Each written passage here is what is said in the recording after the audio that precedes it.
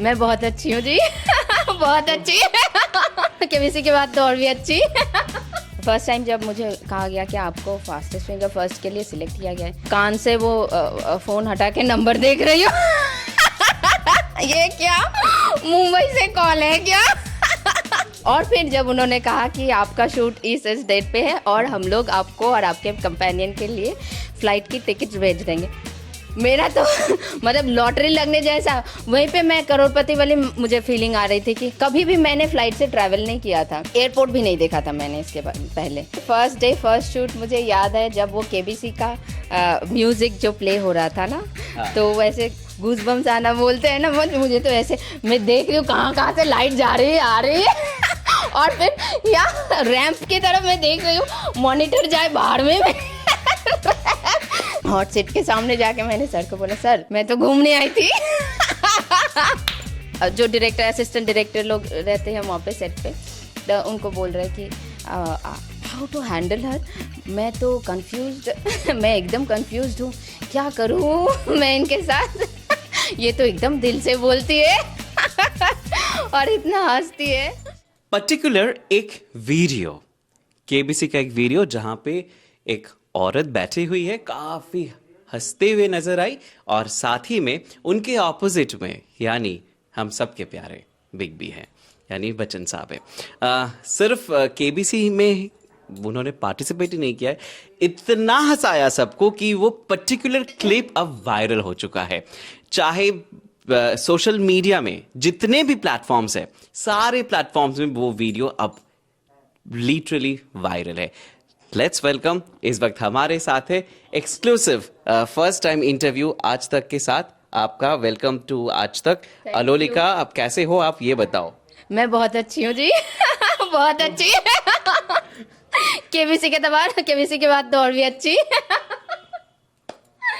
एक सवाल 10 उसके पीछे किलकारियां।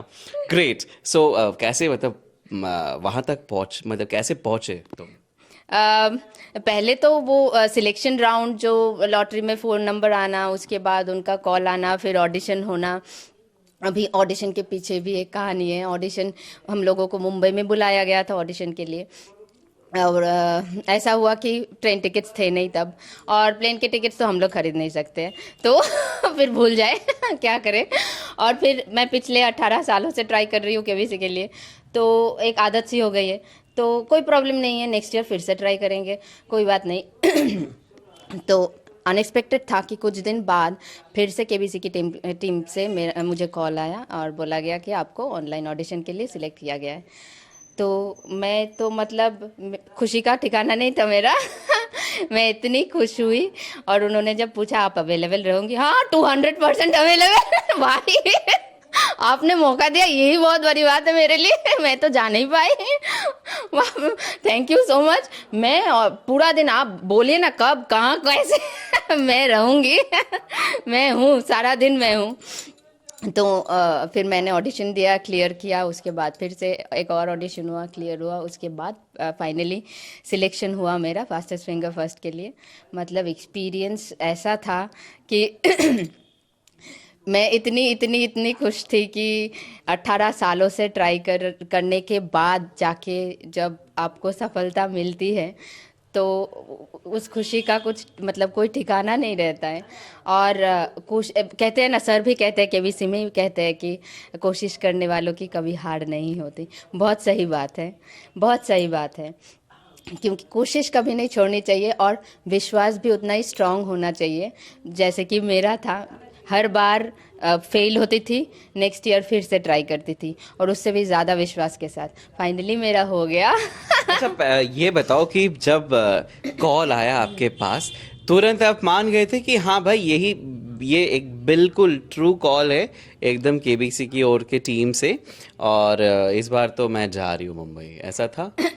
तो केबीसी वालों ने जब मुझे कॉल किया तो पहले ना फर्स्ट टाइम जब मुझे कहा गया कि आपको फास्टेस्ट फिंगर फर्स्ट के लिए सिलेक्ट किया गया है, मैंने सोचा अरे, फिर मैं ना कान से वो फ़ोन हटा के नंबर देख रही हूँ ये क्या मुंबई से कॉल है क्या फिर देखा कि हाँ तो हाँ सच में, हाँ मैम आपको सिलेक्ट कर लिया गया है। और फिर जब उन्होंने कहा कि आपका शूट इस डेट पे है और हम लोग आपको और आपके कंपेनियन के लिए फ़्लाइट की टिकट्स भेज देंगे, मेरा तो मतलब लॉटरी लगने जैसा। वहीं पे मैं करोड़पति वाली मुझे फीलिंग आ रही थी कि कभी भी मैंने फ़्लाइट से ट्रैवल नहीं किया था, एयरपोर्ट भी नहीं देखा था मैंने इसके पहले। तो फ्लाइट से ट्रैवल करना मतलब मेरे लिए एक सपना जैसा ही था, क्योंकि मैं एक बहुत साधारण घर की एक लड़की हूँ, साधारण घर की बहू। हम लोगों के लिए तो अफोर्ड करना मुश्किल है। तो फ्लाइट में मैं कभी चढ़ूँगी, छत से मैं देखती थी प्लेन जा रहा है, हाँ तो मैं सोचती थी कि भगवान एक बार मौका दे देना कि फ़्लाइट से मैं ट्रैवल करूँ लाइफ में एक बार तो एक्सपीरियंस करना चाहती हूँ। तो थैंक यू केबीसी ने फुलफ़िल कर दी मेरी ये विश, और उन्होंने फ़्लाइट की टिकट्स भेज दी। तो फर्स्ट टाइम वही थी करोड़पति वाली फीलिंग कि केबीसी के लिए सिलेक्शन होना और फ़्लाइट टिकट्स, बाप रे मैं इतनी खुश हुई कि क्या बताए। फ़्लाइट से ट्रैवल किया मैंने, बहुत फिर अच्छा लगा। फ्लाइट से फिर आप उतरी, फिर उसके बाद फिर क्या था? हाँ उसके बाद तो हम लोगों को लेके गए होटल, और होटल देख के मैं ऐसे ऐसे हो रही दंग थी रह गई। इतने बड़े होटल में मैं कभी रही नहीं और रहूंगी ऐसा सोचा भी नहीं तो इतना बड़ा होटल और इतनी अच्छी व्यवस्था है अंदर, मतलब सारी चीज़ें टिप टॉप। मुझे तो बहुत बहुत बहुत अच्छा लगा बहुत अच्छा एक्सपीरियंस था मेरा, बहुत खुश हुई मैं। तो हर बार ना जैसे जैसे टाइम बीतता गया वहाँ पे मुझे ना करोड़पति वाली फीलिंग आ रही थी मतलब जो चीज़ मैं मतलब खुद से नहीं कर सकती, क्योंकि हम लोगों की मतलब फिनेंशियली हम लोग इतना स्ट्रांग नहीं है कि खुद कर पाए। केबीसी ने सारी इच्छाएं पूरी कर दी और ऐसे ही बिना बोले इच्छाएं मेरी पूरी कर दी। थैंक यू केबीसी, जय हो केबीसी होटल जब मैं घुसी, पहला चीज़ जब मतलब पहली बात जब मेरे मुंह से निकली, जय हो केबीसी चलिए अब होटल से अब सेट पर पहुंची, फिर क्या हुआ? सेट पे बाप रे वहाँ पे भी सारी चीज़ें एकदम टिप टॉप। सेट पे गई, सेट पे फर्स्ट डे फर्स्ट शूट मुझे याद है जब वो केबीसी का म्यूजिक जो प्ले हो रहा था ना, हाँ। तो वैसे गूज़बम्स आना बोलते हैं ना, मुझे तो ऐसे मैं देख रही हूँ कहाँ कहाँ से लाइट जा रही है आ रही है और फिर यहाँ रैंप की तरफ मैं देख रही हूँ, मॉनिटर जाए बाहर में सर आ रहे हैं वहां से दौड़ के घुसे जो, बाप रे इतनी एनर्जी के साथ सर, सच में मतलब इस उम्र में उनकी इतनी एनर्जी है शुरू से, मतलब शुरू में जिस एनर्जी के साथ वो आते थे उसी एनर्जी के साथ वो ख़त्म करते थे, और फिर वन टेक में सब ओके। क्या मैं तो ऐसे बैठ के देख रही हूँ और उन्होंने अपनी सारी बातें बोलकर फिर जब बोला कि आपकी नज़रें अपनी स्क्रीन पे, अच्छा ये इस बार देखना है भाई ठीक है मेरा तो वैसे होने वाला नहीं है, गलत ही हो रहा है मेरा मैं सर को देख रही हूँ बैठ के मुझे इतना अच्छा लगा, इतने बड़े सेलिब्रिटी है सामने से देखूंगी ऐसा सोचा ही नहीं था। सर को फर्स्ट टाइम सामने से देखा, फिर करोड़पति, मतलब मैं कितनी बार करोड़पति बनी वहां पे गिन नहीं सकते अच्छा फिर ऐसा था कि मतलब आप फास्टेस्ट फिंगर्स फास्ट, सारे लोग थे वहां पे, क्या बोला गया था, क्या सवाल था वो याद है? हाँ मेरा वाला जो सवाल था वो था हिंदी का वर्णमाला सजाइए। अभी मैं हूँ बंगाली क्वेश्चन देख के मैंने सोचा 10 तरीके ये क्या करना है हिंदी का वर्णमाला, मैंने ना बांग्ला का वर्णमाला याद किया। अभी पहले दो बांग्ला के वर्णमाला भी याद थे? हाँ अच्छा। पहले दो जो वर्ग होते हैं ना, क ख ग घ उम च छ बोल के ज झ य, मैंने यहाँ तक याद किया। अब सोचा कि इसमें से देंगे तो होगा, नहीं होगा तो होगा मैं बैठ के सर को देख के फिर जाऊंगी ऑटोग्राफ लेके फिर हिंदी का वर्णमाला दिए, मैंने सजाया और फिर ऐसे ही कैजुअली मैं बैठी थी ये सोच के कि मेरा तो होगा नहीं क्योंकि हिंदी वाला मदर टंग तो बाकी कंटेस्टेंट्स के थे तो उन लोगों का ही होना है। तो मैं बैठी थी, फिर जब सर ने मेरा नाम लिया मैं ऐसे देख रही थी किसका नाम ले रहे, गलत तो नहीं बोल रहे क्या टाइमिंग देखने में गलती तो नहीं कर दी मैंने क्या सही सजाया, मैंने मॉनिटर में देखा, अरे भाई फिर मेरे पास जो कंटेस्टेंट बैठे थे उन्होंने बोला मैडम आपका हो गया, तो मैंने दूर कैसे मेरा होगा, हिंदी का वर्णमाला दिए। फिर सर ने मुझे बोला कि ये मोहतरमा उसी सीट को हॉट सीट समझ लिए, बैठी है, उठी नहीं रही है। फिर मैं उठी, मैं गई हॉट सीट के सामने जाके मैंने सर को बोला सर मैं तो घूमने आई थी। सर बोले मैं क्या बोल रही है आप। मैंने सर को बोला सर सच में मैं घूमने आई थी, मुझे नहीं खेलना है। क्यों? सर मूड नहीं है। सर गलत करते करते थक गई, क्या करूं। अभी दिमाग पूरा ब्लैंक जा रहा है, मैं कुछ भी आंसर नहीं दे पाऊंगी। नहीं बैठिए, मैं हॉट सीट पकड़ता हूँ। उन्होंने पकड़ा इसलिए मैं उठी, नहीं तो वो भी नहीं उठ पाती। मतलब एक्सपीरियंस इतना मज़ेदार था और मैंने पूरी एपिसोड में अपने दिल से बात की सर के साथ और फिर सर भी इतने हंसे, मैं बहुत खुश हुई। ऑडियंस सर जैसे आपका हॉट सीट पकड़ा, आपको बैठने के लिए हेल्प किया उन्होंने, सो कैसा था वो इस वक्त, क्या मतलब हुई आपकी? मुझे लग रहा था हॉट सीट पकड़ रहे हैं, वो भी सर, बच्चन सर पकड़े। फिर मैं उठी, फिर मैं सोच रही थी सर अगर नहीं पकड़ते मैं तो उठ भी नहीं पाती, मेरी जो हाइट है उससे तो ऊंची हॉट सीट है। तो जो भी हो सर ने पकड़ा तो मैं बैठी, फिर सर बैठे, फिर बोले कि आप कितने सालों से ट्राई कर रही है। मैं 18 सालों से ट्राई कर रही हूँ। तो 18 सालों से आप ट्राई करके यहाँ पे घूमने आई थी आप। क्या करूँ सर, गलत करते करते आदत हो गई है, दिमाग पूरा ब्लैंक जा रहा है, क्या खेलूँ मैं। मेरा मूड नहीं है। क्या करूँ। तो सर ने बोला नहीं बैठिए अभी खेलेंगे। कोई बात नहीं है, खेलिए। भगवान।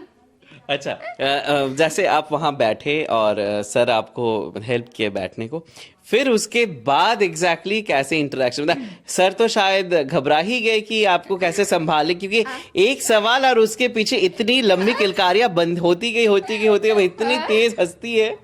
और हाँ, और सर बोल रहे थे कि मतलब जो डायरेक्टर असिस्टेंट डायरेक्टर लोग रहते हैं वहाँ पे सेट पे, तो उनको बोल रहे कि हाउ टू हैंडल हर। मैं तो कंफ्यूज्ड, मैं एकदम कंफ्यूज्ड हूँ, क्या करूँ मैं इनके साथ। ये तो एकदम दिल से बोलती है और इतना हंसती है।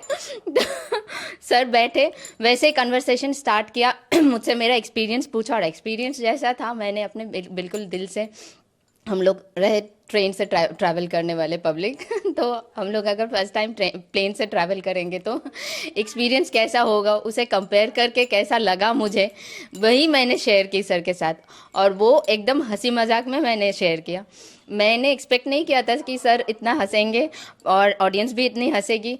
सिर्फ ऑडियंस ही नहीं, जो लोग थे सेट पे वहाँ पे सभी हंसे, एकदम शुरू से लेकर अंत तक सब हंसे, बहुत हंसे, मुझे बहुत अच्छा लगा। अच्छा, वहाँ जितने भी कंटेस्टेंट्स होते हैं सब कोई मतलब लगे रहते हैं ना, मतलब हाँ। पढ़ने में लगे रहते हैं। और आप क्या कर रहे थे उस वक्त? मतलब बैक स्टेज जो है स्टूडियो में ऐसा होता है कि माहौल कैसा होता है, मतलब मेरा वही जानना था। हाँ, तो कंटेस्टेंट्स तो जिस फास्टेस्ट फिंगर फर्स्ट में मैं उठी उससे पहले जो हम लोगों को ब्रेक मिला था, तो कंटेस्टेंट्स बिजी थे पढ़ने में। तो एक कंटेस्टेंट मैंने देखा चश्मा लगाकर सो रहे, ठीक है, अच्छा है भाई, घूम रही हूँ, देखा तो मैंने सोचा अभी तो फास्टेस्ट फिंगर फर्स्ट आएगा तो शायद केबीसी का ही सपना देख रहे, सपना क्लियरली देखे इसलिए चश्मा पहन के ही सो रहे। तो उसके बाद एक और कंटेस्टेंट देख रही थी, पढ़ रही है मोबाइल में। दूसरी कंटेस्टेंट वो भी दूसरे रूम में पढ़ाई कर रही है मोबाइल में, और मैं घूम रही हूँ। घूम घूम के देख रही कौन क्या कर रहा है, कौन खाना खा रहा है, कौन नहीं खा रहा है। तो सब मैं देख रही थी, घूम रही थी, एंजॉय कर रही थी चीज़ें।